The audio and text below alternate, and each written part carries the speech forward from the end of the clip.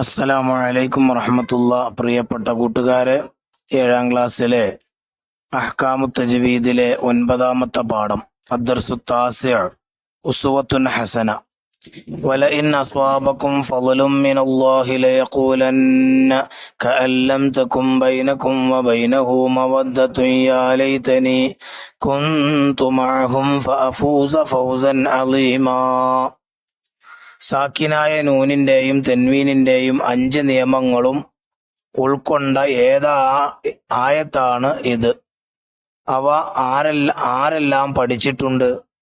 കുട്ടികൾ എല്ലാവരും എഴുന്നേറ്റ് നിന്നു. മാഷാ അല്ലാഹ്, എല്ലാം ഓർമ്മയുണ്ടല്ലോ. മിദ്ലാജ് പറയൂ, ഏതെല്ലാമാണ് ആ നിയമങ്ങൾ? ഇൾഹാർ, ഇദ്ഗാമും ബിഗുന്ന, ഇദ്ഗാമും ബിലാ ഗുന്ന, ഇഖ്ലാബ്, ഇഖ്ഫാ. ഇൾഹാർ എന്നാൽ എന്ത്? അവയുടെ ഹർഫുകൾ ഏവ? മുബശ്ശിർ പറയൂ.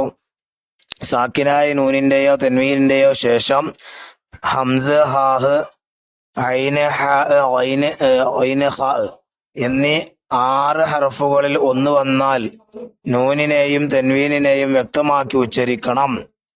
ഇതിന് ഇൾഹാർ എന്ന് പറയുന്നു. ബാറക്കല്ലാഹു ലക്. ബാക്കിയുള്ള 4 നിയമങ്ങൾ ഓരോരുത്തർ പറയൂ. മുഹമ്മദ് സിനാൻ ഉസ്താദെ, ഒരു സംശയം. ചോദിക്കൂ. ഇഖ്ഫാവും ഇദ്ഗാമും ബിഗുന്നയും ഒരുപോലെയല്ലേ? രണ്ടും തമ്മിൽ എന്താണ് വ്യത്യാസം? വളരെ പ്രശസ്തമായ ചോദ്യമാണ് സിനാൻ ചോദിച്ചത്. ഇദ്ഗാമും ബിഗുന്നയിൽ നൂനിന്റെയും തെൻവീനിന്റെയും ശേഷമുള്ള അക്ഷരത്തെ ഷദ്ദോടുകൂടി ഉച്ചരിക്കണം. ഇഖ്ഫായിൽ ഷദ് വരാൻ പാടില്ല. ഒരു പദത്തിൽ ഇദ്ഗാമും ബിഗുന്ന ഉണ്ടാവുകയില്ല. ദുനിയ, ഖിൻവാനുൻ, സിൻവാനുൻ, ബുന്യ ഈ പദങ്ങൾ നോക്കൂ. ഒരു പദത്തിലെ അവസാനത്തെ അക്ഷരവും അടുത്ത പദത്തിലെ ആദ്യ അക്ഷരവും തമ്മിലെ ഇദ്ഗാമും ബിഗുന്ന ചെയ്യാവൂ. എന്നാൽ ഇഖ്ഫാ ഒരു പദത്തിലും 2 പദത്തിലുമെല്ലാം ഉണ്ടാവാം. മിൻ ഖബ്ലു, കുന്തും എന്നിവ ഉദാഹരണങ്ങളാണ്. ഖുർആൻ പാരായണ നിയമങ്ങൾ വളരെ പ്രധാനപ്പെട്ടതും കൂടുതലായി കാണപ്പെടുന്നതുമായ ഈ നിയമങ്ങൾ ശ്രദ്ധിച്ച് പാരായണം ചെയ്യാൻ നാം ശ്രമിക്കണം. അല്ലാഹു തആല അതിന് തൗഫീഖ് നൽകട്ടെ. ആമീൻ. ഇനി അതിന്റെ ദഫ്തർ നമുക്ക് നോക്കാം. അദ്ദർസു താസിഅ് ഉസ്വത്തുൻ ഹസന. നസ്ല് ചേരുമ്പടി ചേർക്കുക. ഇദ്ഗാമും ബിലാ ഗുന്ന, ഉത്തരം സി ആണ്. കഅല്ലം. 2 ഇഖ്ലാബ്, ഡി ആണ് ഉത്തരം. തകും ബൈനകും. 3 ഇൾഹാർ, എ, ഫൗസൻ അളീമ. 4 ഇഖ്ഫാ, ഇ, കുന്തും മഅഹും, കുന്തു മഅഹും.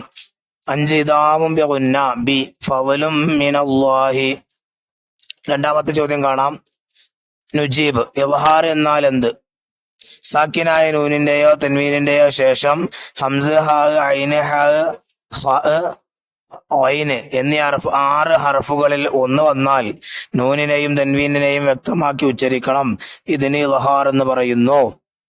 2 ഇദ്ഗാമും ബിഗുന്നയും ഇഖ്ഫാവും തമ്മിലുള്ള പാരായണത്തിലുള്ള വ്യത്യാസം എന്ത്? ഉത്തരം ഇദ്ഗാമും ബിഗുന്നയിൽ നൂനിന്റെയും തെൻവീനിന്റെയും ശേഷമുള്ള അക്ഷരത്തെ ഷദ്ദോടുകൂടി ഉച്ചരിക്കണം. ഇഖ്ഫായിൽ ഷദ് വരാൻ പാടില്ല. 3 ഖിൻവാനുൻ എന്നതിലെ സുക്കൂനുള്ള നൂനിനെ ഇദ്ഗാം ബിഗുന്ന ചെയ്യാതിരിക്കാനുള്ള കാരണം എന്ത്? ഒരു പദത്തിലെ അവസാനത്തെ അക്ഷരവും അടുത്ത പദത്തിലെ ആദ്യ അക്ഷരവും തമ്മിലെ ഇദ്ഗാം ബിഗുന്ന ചെയ്യൂ.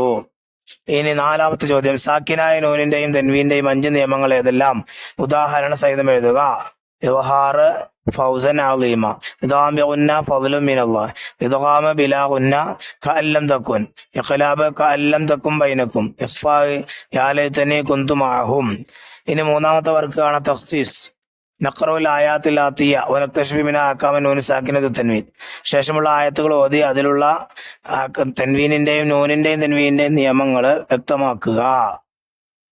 അൽഹാഖത്തു മൽഹാഖ വമാ അദ്റാക മൽഹാഖ കദ്ദബത് സമൂദു വആദും ബിൽഖാരിഅ ഫഅമ്മാ സമൂദു ഫഉഹ്ലികൂ ബിത്താഗിയ വഅമ്മാ ആദും ഫഉഹ്ലികൂ ബിരിഹിൻ സർസറിൻ ആതിയ سخرها عليهم 7 ليال و8 أيام حسوما فترى القوم فيها سرعا كأنهم أعجاز نخل خاوية فهل ترى لهم من باقية وجاء فرعون ومن قبله والمؤتفكات بالخاطئة فعصوا رسول ربهم فأخذهم أخذة رابية.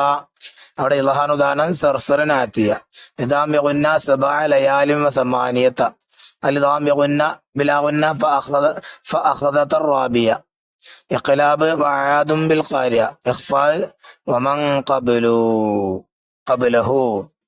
പ്രത്യേകമായി ശ്രദ്ധിക്കുക, നിയമങ്ങളൊക്കെ കൃത്യമായി പഠിക്കുക. അല്ലാഹു തആല തൗഫീഖ് നൽകി അനുഗ്രഹിക്കട്ടെ. അസ്സലാമു അലൈക്കും വറഹ്മത്തുള്ളാഹി വബറകാതുഹു.